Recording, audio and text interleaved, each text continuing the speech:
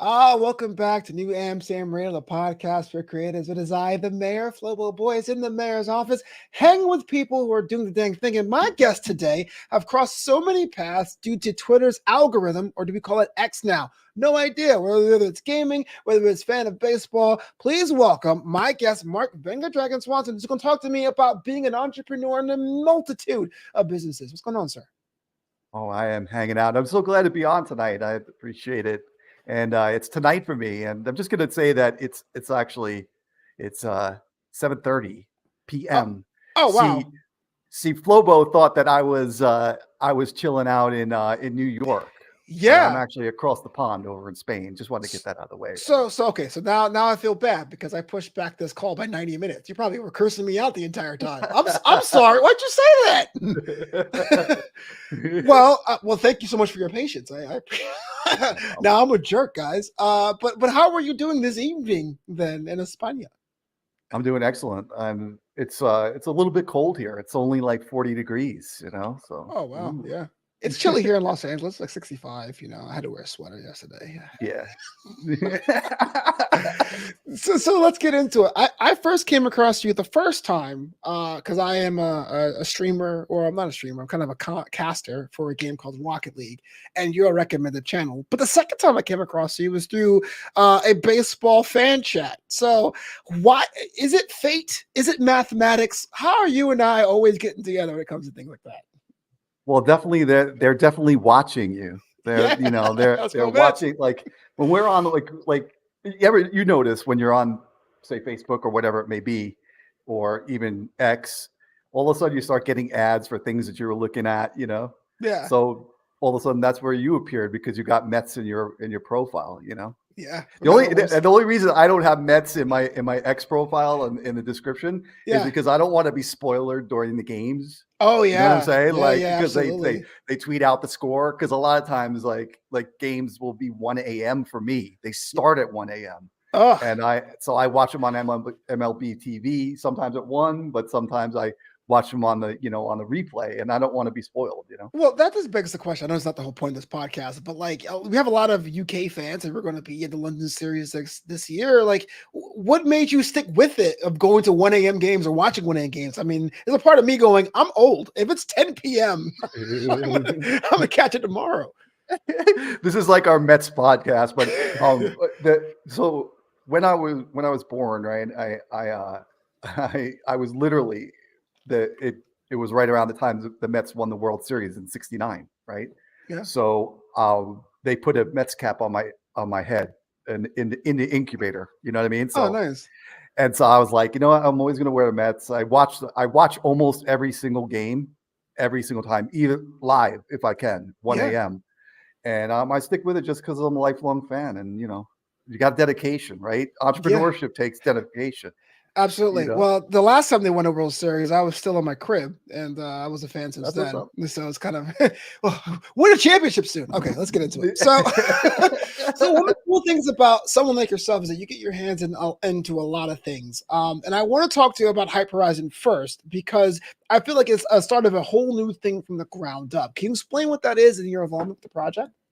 Yeah, absolutely. Well, the Hype Horizon first started off as an esports endeavor where we had a large following of Hearthstone players, and those players, for and for those people in the audience that don't know what Hearthstone is, just a digital card game, and it had an esports aspect of it, and we got some esports players together who were also influencers, and they stream on Twitch, and what we would do is we would monetize the site through the team and their winnings and the competitiveness. So it started off as esports. We then branched into uh, Valorant and then Mm. also Apex Legends.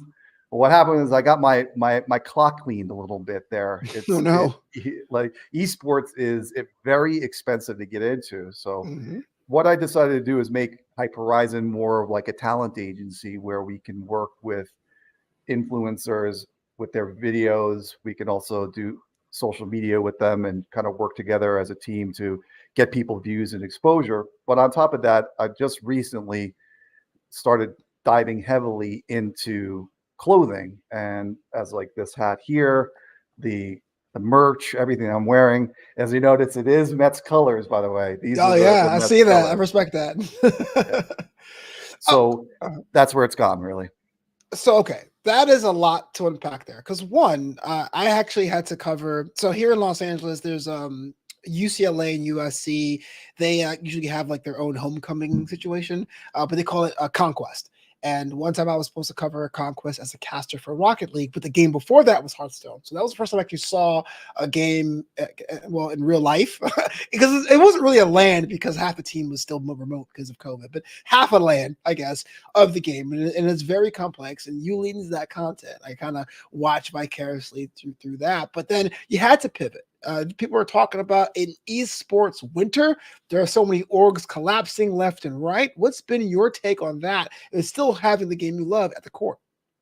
Yeah, well, the core of it was Hearthstone, and they just canceled the esports program, right? They just kind of did away with it, and it kind of cut a leg out from my organization. So I had to pivot into the merchandise and find a way to start making money. But the Apex Legends and Valorant was just so expensive, and I think the main contributor to that is it was kind of reminds me of like the 2000 boom when we had all of the IPOs and everything in the stocks for, like, you could make a stock called like battery.com, Right. getyourbattery.com, and everything. The stocks were just going up, and oh my God, there's a lot of money in the internet. There's a lot of money in the internet, Yeah. So when I first got into esports, which was in 2017, because I had a poker background before that, I was actually a professional poker player for many years and played Wow. live and online in Foxwoods Casino in Connecticut. So most of it, but Ice in the veins, man. I couldn't do it. yeah, that's what I'm talking about. Yeah. So the what I was saying is, like, so in comparison, you had a company just recently, um, who is called Phase. Phase Clan is had a stock release, and they released the stock at this time. Now it's like a year ago, but let's just say in 7 months, their stock went from $10 to 20.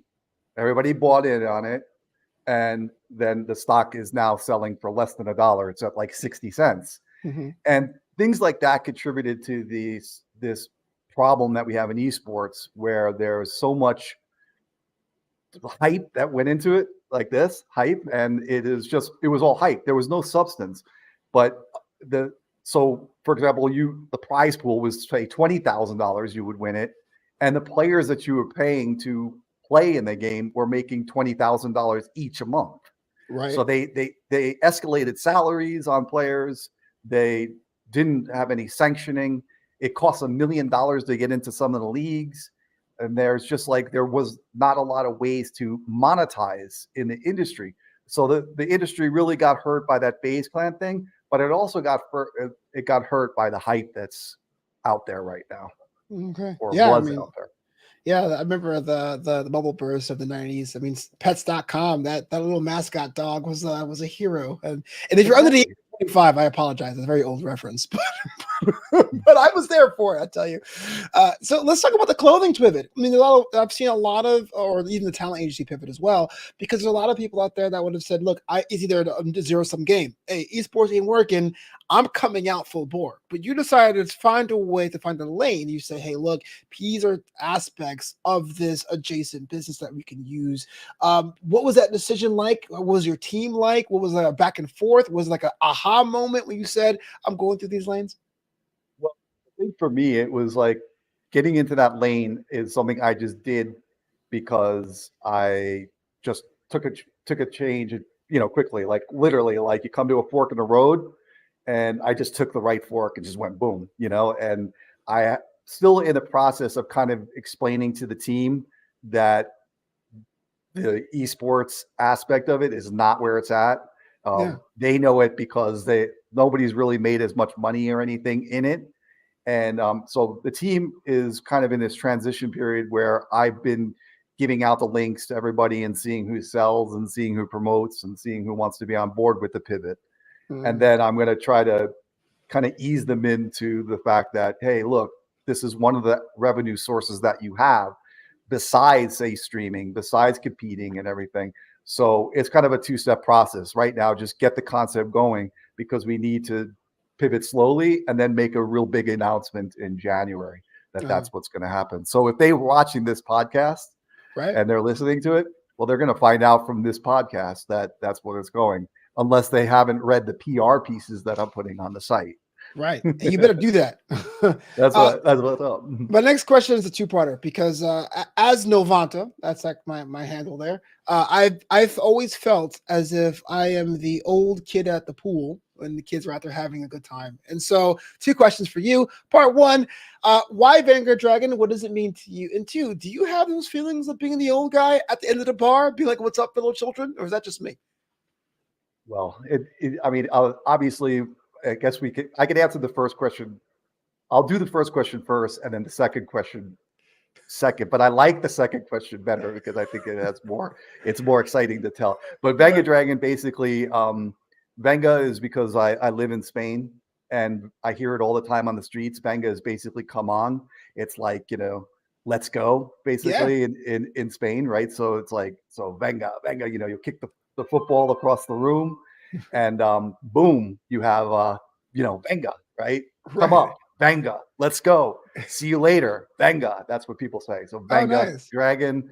And I'm kind of blustery and kind of crazy at sometimes. So I'm like a dragon, kind of fiery. Right. And so the two went together, VengaDragon. Plus, it wasn't taken on Twitter. Oh yeah, right? that's critical. Start with that first. Yeah, that was it.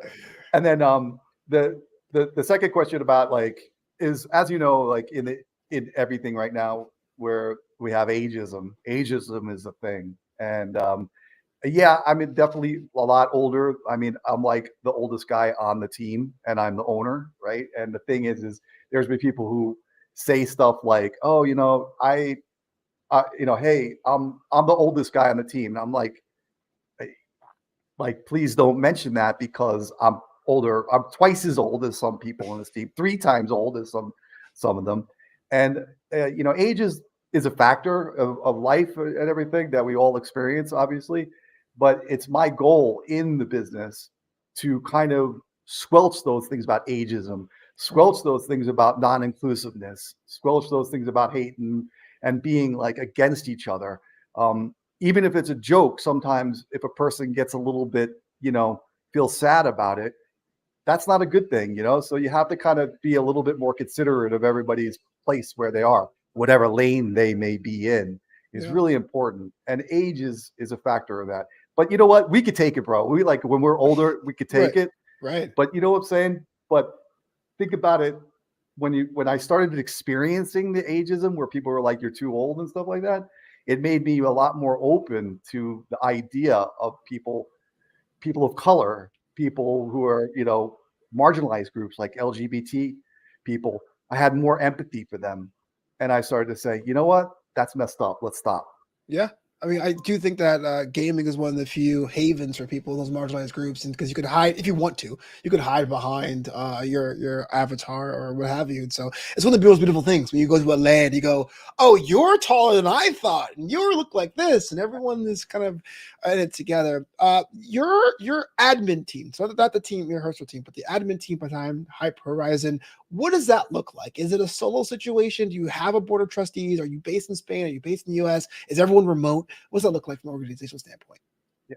Well, so we have 2 locations. We have my location here, which is in Spain, and then we have a location in Maryland where I have a PO box, and because I have a friend that's there, so I have like a company set up in Maryland, and so everybody is remote, and our admin team is really all remote, but due to circumstances and things, and the fact that I've had to make a lot of cuts to the organization as far as like I want to pay people and everything, and I want to give people, even if people money, even if it's not a lot, I'd like for them to be paid. So I've kind of had to dub it down, and I've just taken over everything myself because I got to kind of strip everything down and restart. And I had a bit of an epiphany is, that I was relying on people to put forth my vision. And the key word on that is my vision. Well, if I can't put forth my own vision, how am I expecting anybody else to do it? So I'm kind of resetting and I'm transitioning back into my vision and my thing and doing it my way. That Right. doesn't mean that I'm going to like be mean to people or whatever, but if people don't want to be on board with my vision, then that's fine. I'm not mad at you. We Right. just have to just go to those different forks in the road, you know? Yeah. Where do you employ the most help? Do you have like a creative designer? Do you have like a numbers guy? Do you have like a business development person? Like where do you like combine like Voltron to make your vision stronger? Yeah, well, the thing that's important is I come from a background of marketing, so I could do a lot of different things. Like as a marketer, people would know that you can do many things, right? You have to Mhm. have like a little bit of sense of being able to do video editing, social media, whatever it may be, a graphic design, all of that. As an entrepreneur, you have to know how those to do each and every single thing of that. The good news is one of the things that I'm really bad at is accounting, and my wife happens to be an accountant or has a degree in accounting. She worked in Syosset, New York, Oh wow. for a long time, and she was in the financial industry as the bookkeeper and accountant for the company that she worked at, and so she does all of the finances, and then I own a marketing company which is called purplegob.com, which is something that where I deal with like lots of different like casino sites and gambling sites, poker sites.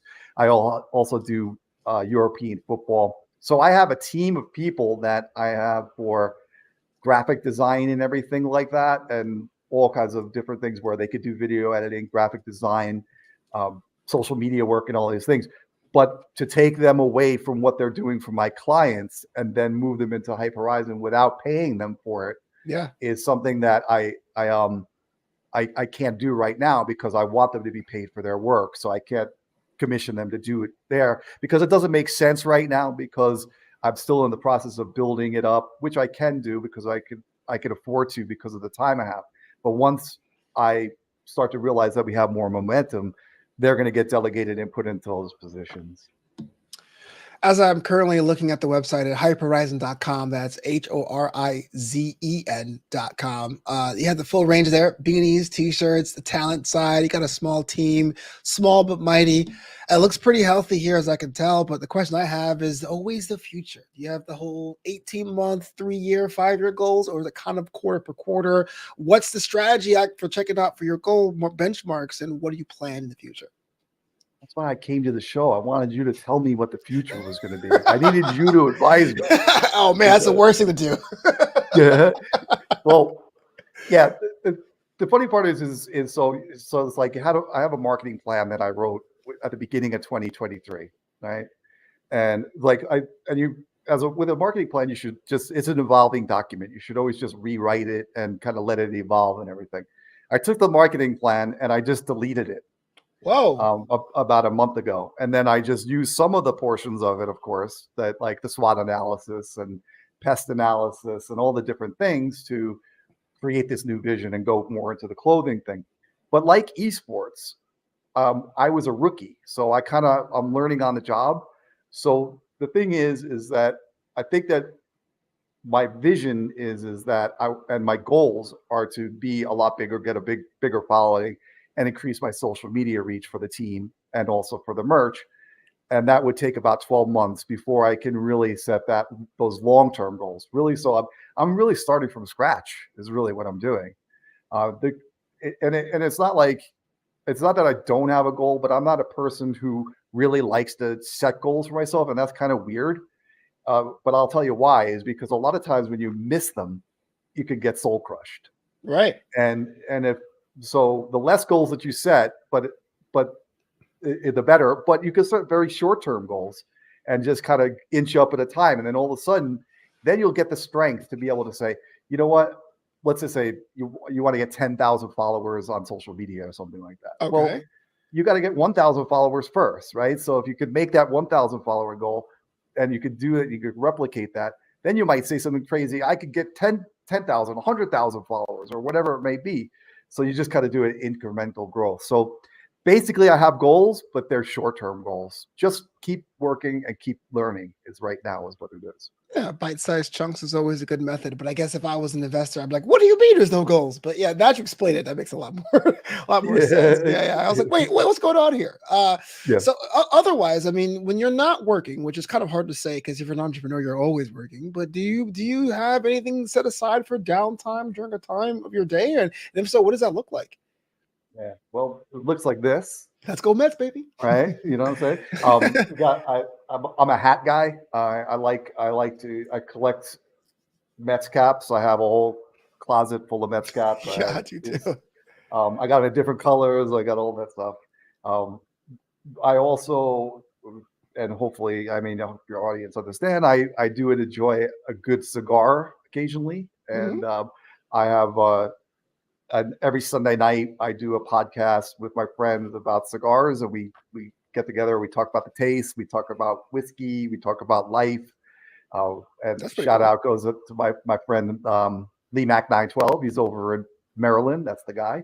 And we do that. My wife is on the show too, and the three of us just kind of talk. We got a little audience, so that's fun. Um, I like to go for a walk every single day. I love reading. But I don't read books. I read internet. So I read like marketing articles and stuff like that.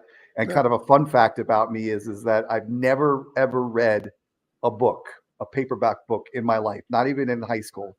Wait, like Never on read one. I mean, look, no judgments here, but it gets to a point in your life where you have to go out of your way to not read a book. Like, how'd you get that done? Well, the funny part is the things that I like to read are like structural manuals and stuff like that. Like, Okay. don't get me wrong, like an encyclopedia, I'll read that from front cover to back, but I've never read it like a fiction book. Let's just put Yeah. it that way. Well, is that Nonfiction, yes, but fiction, never. a plan, or it's kind of like, nah, I figured that out. It's I I was like in high school, I was kind of a jerk. In school, I just riddled like literally, I was kind of a jerk my whole life, you know. yeah, But so I'd be like in class, they'd be like, "Oh, Mark, you got to read this, the book." And I'd be like, "No, no, no! It's so much more exciting hearing little Mary read it to us in class. I get to learn in real time, rather than come in here and spoil this." right. So, So but up I to don't know. you. It's just kind of bad. It was up to you. Poor Huckleberry Finn will be on that river forever. Like so That's we it. don't even know how that ends. There's a lot more entrepreneurs to be in all seriousness. There's a lot more entrepreneurs out there that have alternative learning and retention. So you're seeing a lot more, hearing a lot more. People say, "Hey, look, I listen to audiobooks or visual learners and auditory learners." But when I said you never read a book, I'm like, man, there's times where you kind of had to. So the fact you kind of Yeah. navigated those waters, man, teach me the ways. Yeah, but like let's say for example, like I get like the other day, like I got an air fryer that came in, Yeah, whatever. My wife got me an air they're fryer. great. I'm like ready. Yeah, oh, I know, Yeah, I'm loving it, right? your wife's a I keeper. read.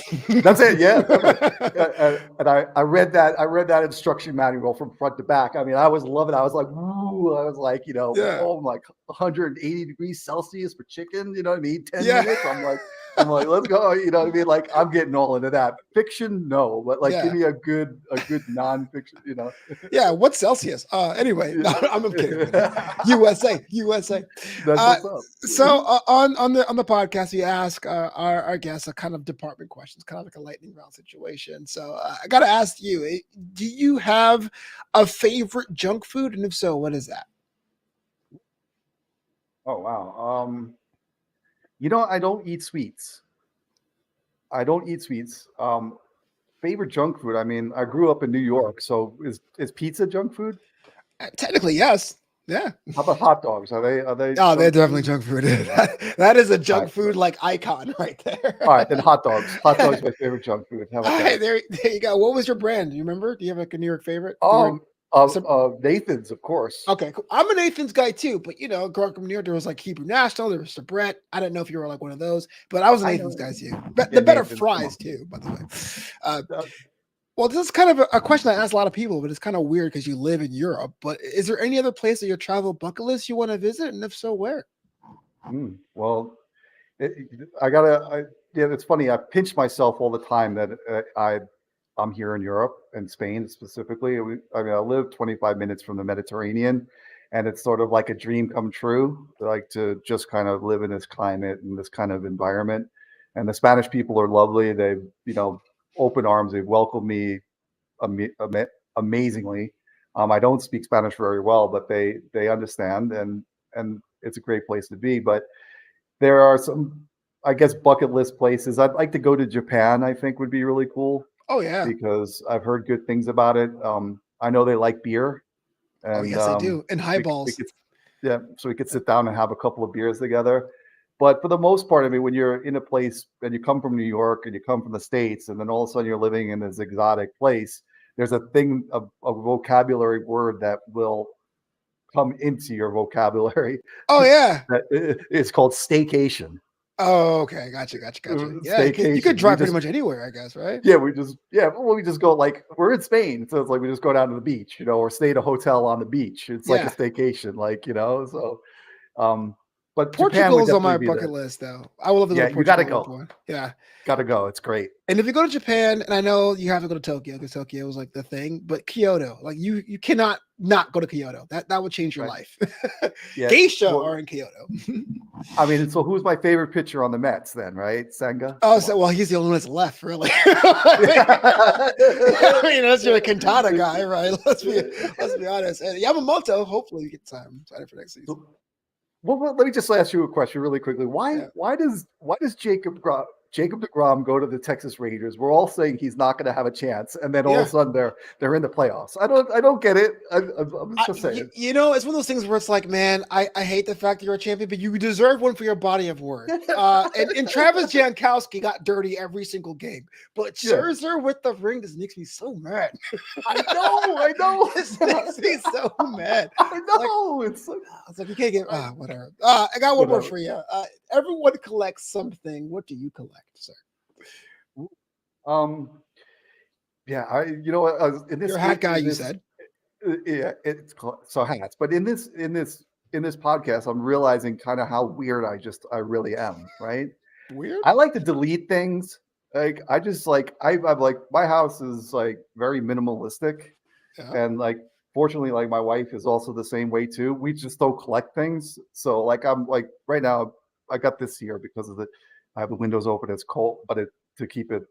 Well, I don't know why I have them open, but I have a little bit behind me here. But I just put this little wall up temporarily. But it's all white walls in here. We don't really have things. We don't collect things. We're not like hoarders and stuff. So I don't really have many things I collect except like memories. hats. Yeah. That's kind of cool. Memories and hats. Hats is always a good one, especially because I'm a ballpark chaser, so I go to all the different ballparks. So I make a point to get a Mets hat in every different color, so I can respect the home team but still be a Mets fan. So I'm with you. Dude, I won't do red though. I just don't do red. No red Met caps. The one red Met cap I have, in all fairness, was the All-Star game when you were in DC. So I wear that one. Okay. But you're absolutely right. It is feel weird when in Braves country, which is another thing. Yeah, exactly. Thank you so much for being on the show, New Amsterdam Radio Podcast for Creatives. Now, if someone wants to connect with you, HYPE HORIZEN, how they go about doing that, good sir? All right. Well, you could find me anywhere on social media. Whether it's X, whether it's Instagram or Facebook, you can just go in and say x.com/HYPE HORIZEN, and that'd be Facebook, HYPE HORIZEN, Instagram. I'm even on TikTok now. I just opened up a TikTok. Wow. But it's I realize that it's Spanish focused, so I'm not like me speaking English on it. It's not really working, so I don't really know what to do there. But anyway, you could find me with anywhere on social media, which is HYPE HORIZEN, like Zen, like like Buddha bless you type Zen. HYPE HORIZEN. I just love the Buddha bless you part.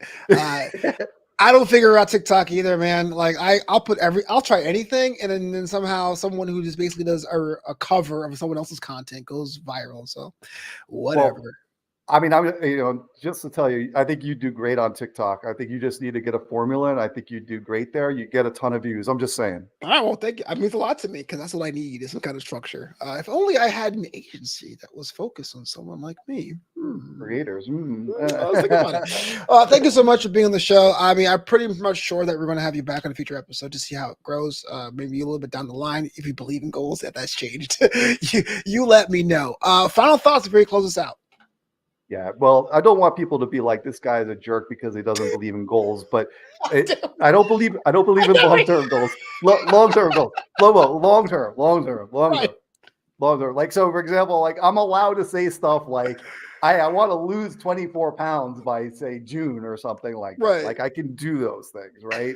But I'm not going to say I'm going to lose 24 pounds in 6 years. Let's just say it that way. I like short-term goals. I don't like long-term goals. And I have goals. I just don't have any goals tonight on this show. My one goal was to get here on time, and it happened And you an hour did. and a half after. And you never told me you lived in Spain, or else I wouldn't have moved the time back an hour and a half.